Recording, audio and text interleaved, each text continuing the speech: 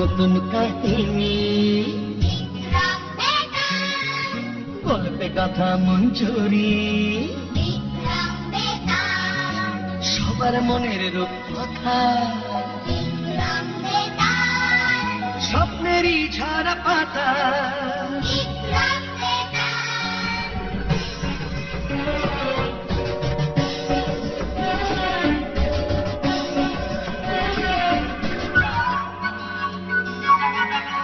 জীবনের মোড়কে গল্প হাজার লাল সাদা কালো রঙের বাহার কল্পনায় রূপকথায় মিলে একাকার তাই নিয়ে আসছে পর্দায় এবার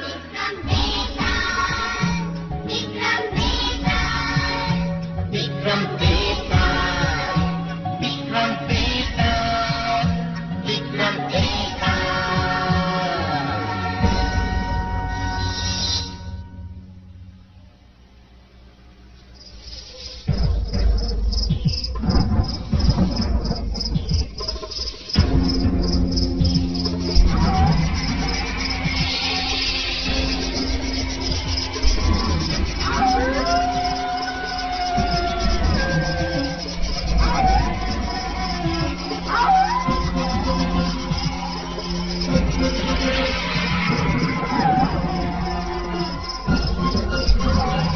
মহারাজ, প্রতিবারই তো তুমি কথা বলে ফেলেছ, এবারও আমি তোমায় একটা গল্প বলবো আর তোমাকে তার উত্তর দিতে হবে। ভুল উত্তর যদি দাও তোমার মাথা ফেটে চৌচির হয়ে যাবে মহারাজ। শোনো শোনো তবে, বহুকাল আগে মকরধ্বজ নামে এক দানব রাজ্য ছিল। সেখানকার রাজা ছিল দানবরাজ মল্লকেতু।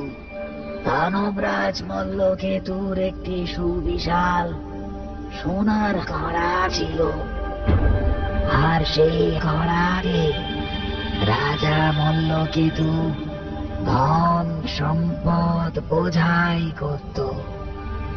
দলবল নিয়ে লুটের পর লুট করা ধন সম্পদ সেই ঘোড়াতে এনে রাখত। এ ছিল তার এক নেশার মতো। সে বলতো,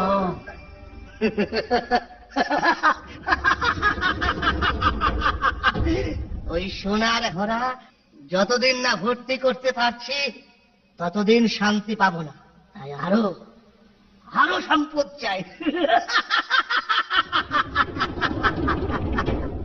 কিন্তু মহারাজ, সারা দুনিয়ার প্রায় অর্ধেক সম্পদই আমরা লুট করে এনে রেখেছি, কিন্তু তাতেও তো অর্ধেকও ভর্তি হলো না। এত সম্পদ কি এই পৃথিবীতে আছে মহারাজ? তবে তোমাদের রেখেছি কিসের জন্য? খোঁজ করো খোঁজ করো, কোন দেশে সব থেকে বেশি ধন সম্পদ আছে সেই দেশেই যাব আমরা লুট করতে, যেভাবেই হোক। আমার ওই সোনার ঘোড়া ভরা চাই। যাও যাও, এখনই খোঁজ করো তোমরা। ঠিক আছে মহারাজ, এখনই দেখছি। কি যে করি, মহারাজকে শীঘ্রই খোঁজ দিতে হবে। কোন দেশে সবচেয়ে বেশি ধন সম্পদ আছে আমার তো কিছুই মাথায় ঢুকছে না সেনাপতি। বাইরে থেকে দেখে কোন দেশের সম্পদের পরিমাণ বুঝবো কি করে? একটা উপায় আছে, আপনি বরং সমস্ত দেশে গুপ্তচর পাঠান।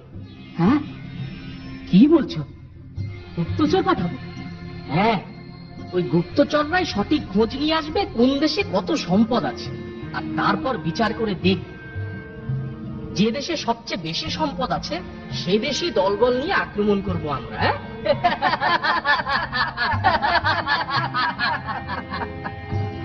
ঠিক বলেছ সেনাপতি, ঠিক বলেছ। আমি কালই সমস্ত দেশে গুপ্তচর পাঠাবো। তারপর মন্ত্রী সেনাপতির সঙ্গে পরামর্শ করে পরদিনই গুপ্তচর পাঠালো সমস্ত দেশে।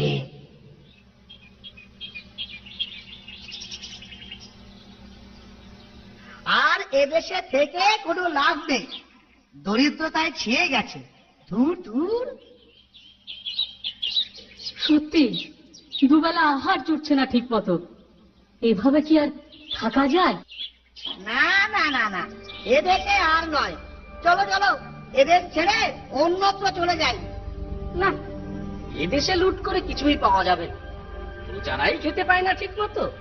না না না, ফিরে যাই।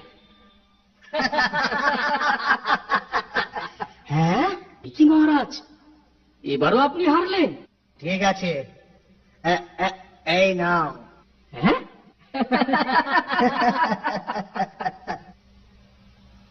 মহারাজ এভাবে ধন সম্পদ জুয়া খেলে ওড়াবেন না। থামুন মহামন্ত্রী, যতক্ষণ না জিততে পারবো ততক্ষণ আমি খেলবো। এই, শুরু করো সেনাপতি। মহারাজ আমার কথা শুনুন, এভাবে অর্থ ব্যয় করলে রাজকোট শূন্য হয়ে যাবে একদিন। হয়ে যাক, আমি না জিতে খেলা বন্ধ করব না। হ্যাঁ? হ্যাঁ? মহারাজ আবার হারলেন। না, এ রাজ্যে রাজা তো জুয়া খেলেই সব সম্পদ শেষ করে ফেলেছে। এ রাজ্য লুট করে কিছুই পাওয়া যাবে না। যাই যাই, ফিরে যাই। না, চারিদিকে প্রাচুর্যের ছাপ নেই, একেবারেই সাধারণ। মনে তো হয় না এ রাজ্যে তেমন কিছু সম্পদ আছে বলে। সত্যি মহারাজের তারিফ করতেই হয়। রাজা বলেছো ভায়া, উপরে কোনো চাকচিক্য নেই। যত সম্পদ সব গচ্ছিত করে রেখেছেন ভবিষ্যতে অসময়ে যাতে কাজে আসে। সেজন্যই না সেবার ওই বন্যায় যখন জমি জমা ঘর বাড়ি সব ভেসে গেল, তখন আমরা নিশ্চিন্তে দুবেলা দুমুঠো খেতে পেলাম। নয়তো কি বিপদেই না পড়তাম বলো। হ্যাঁ, তা যা বলেছিস। আচ্ছা, মহারাজ এত সঞ্চিত সম্পদ কোথায় রাখেন বলো তো? উমা, তুই এটাও জানিস না? রাজ্যের উত্তরে পাহাড়ের নিচে যে জঙ্গল আছে, সেইখানে মাটির নিচে সে সব সম্পদ গচ্ছিত আছে। হ্যাঁ, আমি শুনেছি সেখানে নাকি মাটির নিচে সোনার শহর আছে, সোনার বাড়ি, সোনার রাস্তাঘাট। আরো শুনেছি মুনি মুক্ত নাকি পথের ধারে নুড়ি পাথরের মতো ঘোরাঘুরি যায়। আমি তো শুনেছি ওই সোনার শহরে এত সম্পদ আছে যা দিয়ে একটা গোটা রাজ্যকে ঢেকে ফেলা যায়। তাই নাকি? আচ্ছা, এই ব্যাপার। এখনই গিয়ে খবরটা মহারাজকে জানাতে হবে।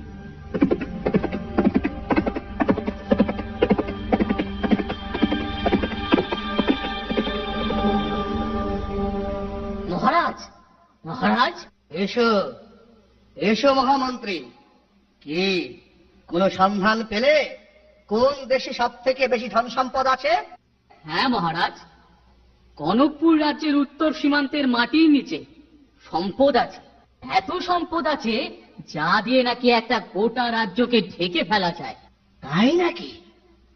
এতদিনে সে সময় এসেছে। এবার আমার আশা পূর্ণ হবে। এবার আমার সোনার ঘোড়া সম্পদে পূর্ণ হবে।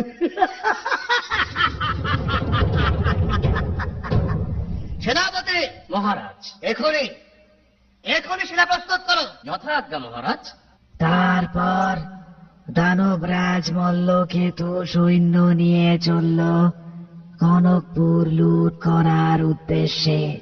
কনকপুরের শান্তিপ্রিয় রাজা চন্দ্রসেনের কাছে এই সংবাদ এসে পৌঁছল। হ্যাঁ, আমাদের রাজ্য আক্রমণ করতে আসছে, কিন্তু কেন? আমাদের সাথে তাদের কিসের শত্রুতা আছে? এই শত্রুতা নয় মহারাজ, মল্লকেতু নিশ্চয়ই আমাদের গুপ্ত সম্পদের খবর জানতে পেরেছে, আর তারই লোভে আমাদের রাজ্য আক্রমণ করতে এসেছে। তবে আর দেরি করছো কেন? ওদের বাধা দেওয়ার একটা ব্যবস্থা করো শিগগিরই। সৈন্য প্রস্তুত করো সেনাপতি। হ্যাঁ মহারাজ, আমি এখনই যাচ্ছি।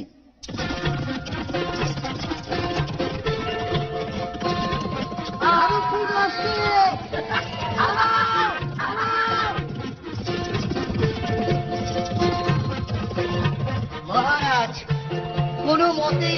এই দানব সৈন্যদের সঙ্গে পেরে উঠছি না।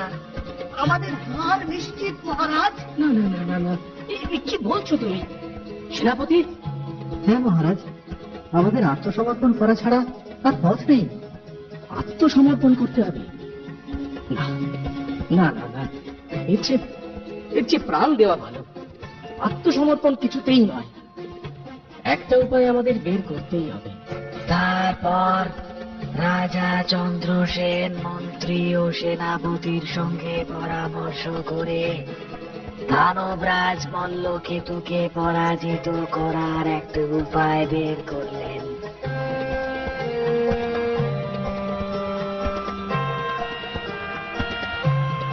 দাঁড়াও, দাঁড়াও তোমরা। দানবরাজ, আমি আত্মসমর্পণ করছি। এত সহজেই হার মানলে মহারাজ? এত ভয় পেয়ে গেলে আমার শক্তিকে? হ্যাঁ, আমি হার মানছি। বলো তোমার কি চাই? আমার ওই সোনার শহরটা চাই। তার সমস্ত সম্পদ আমার চাই, যা আমি আমার সোনার হরাতে নিয়ে গিয়ে রেখে আমার সোনার হরা কানায় কানায় পূর্ণ করব।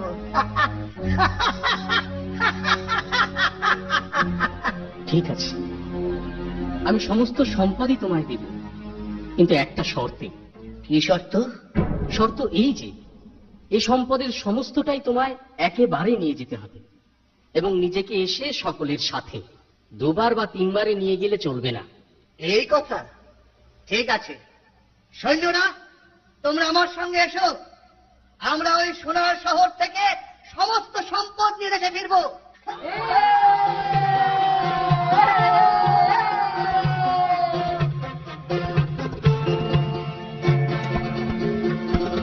তারপর মল্লকেতুর সাথে সমস্ত সৈন্যদল কনকপুরের সোনার শহরে প্রবেশ করল।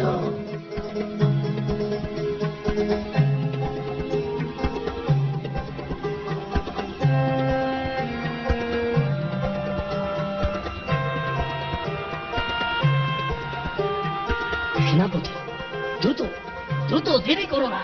হ্যাঁ মহারাজ। কত সোনা, কত মণিমুক্ত, আয় সব নিয়ে চল, একটা কিছু যেন পড়ে না থাকে।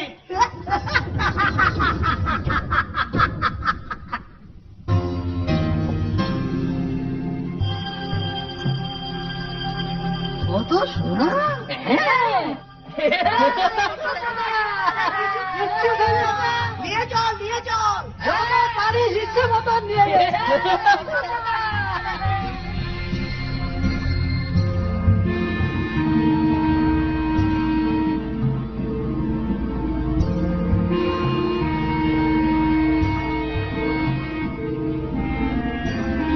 আচ্ছা,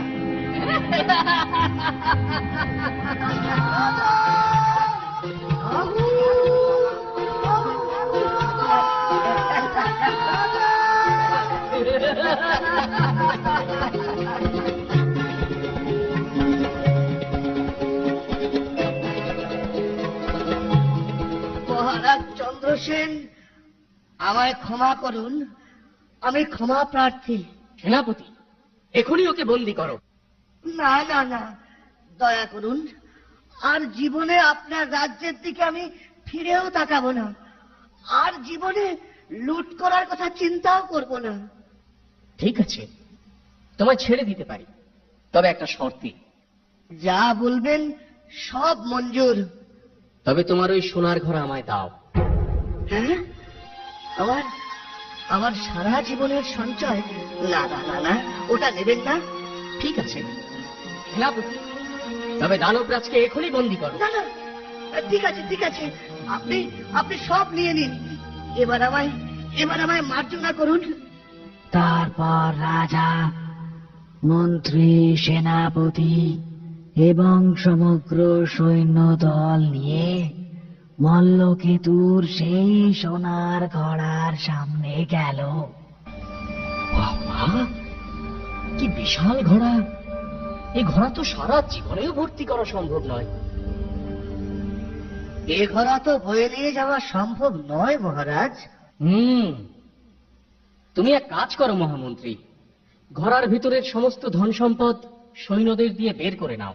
যথা আজ্ঞা মহারাজ।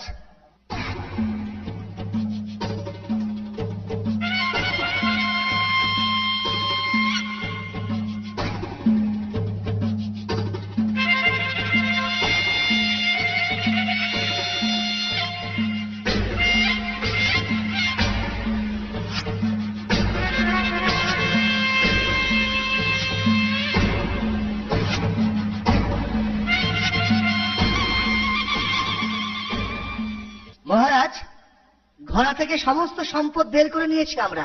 বাহ, খুব ভালো। শোনো মহামন্ত্রী, এবার সেই সব সম্পদ সমুদ্রে ফেলে দাও। হ্যাঁ?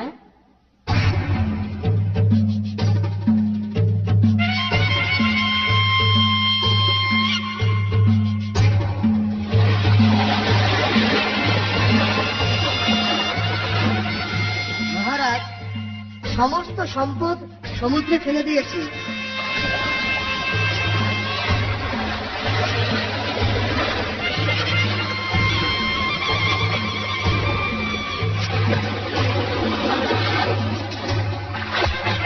না মহারাজ, সমস্ত সমস্ত ধনরত্ন সমুদ্রে ফেলে দেওয়া হয়েছে। ঠিক আছে, এবার ওই খালি ঘোড়া নিয়ে আমরা আমাদের রাজ্যে ফিরব। মহারাজ, ঘোড়ার সম্পদ যদি না নিলেন তবে ওই খালি ঘোড়া নিয়েই বা কি করবেন? ওই সোনার খালি ঘোড়ায় আমাদের রাজ্যের শস্য মজুদ থাকবে। ওই খালি ঘোড়া হবে আমাদের শস্য ভান্ডার। হ্যাঁ?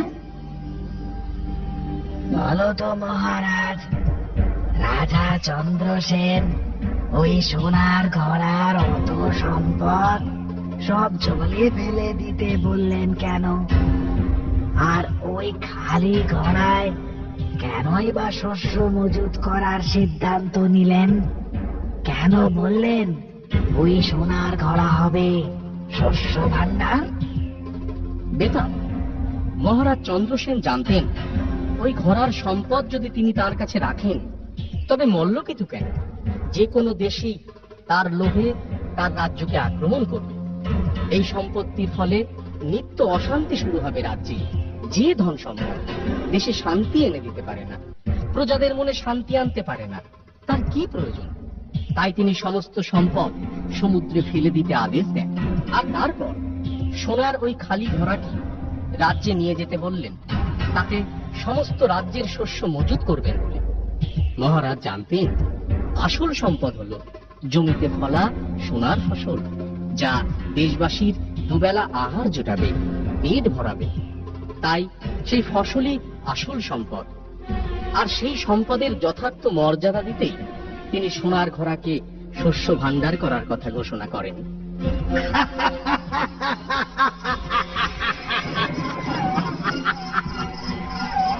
মহারাজ, তুমি এবারও সঠিক উত্তর দিয়েছ, কিন্তু আবার তুমি কথা বলে ফেলেছ। তাই শর্ত অনুযায়ী আমি চললাম মহারাজ, আমি চললাম।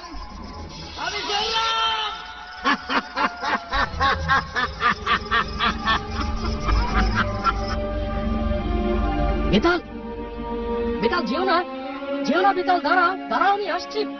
বেতাল, তুমি